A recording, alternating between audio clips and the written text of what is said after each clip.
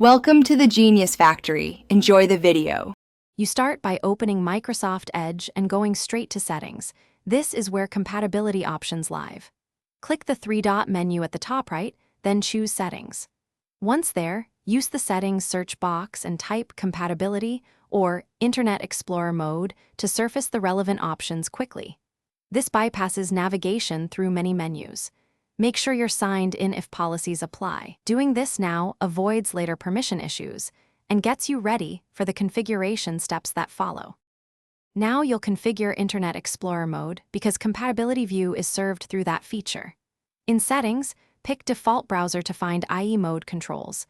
Enable Allow sites to be reloaded in Internet Explorer mode, and adjust Let sites reload in IE mode if present.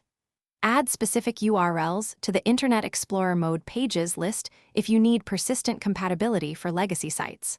Once done, restart Edge when prompted so the mode takes effect. This ensures pages render using the To finish, test the site by right-clicking the tab and choosing Reload tab in Internet Explorer mode. This confirms the compatibility change. If layout or behavior still differs, open DevTools and use emulation to inspect document mode and user agent because that helps diagnose rendering mismatches. If IE mode won't persist, make sure no enterprise group policy or extension is blocking the feature and that Edge is up to date.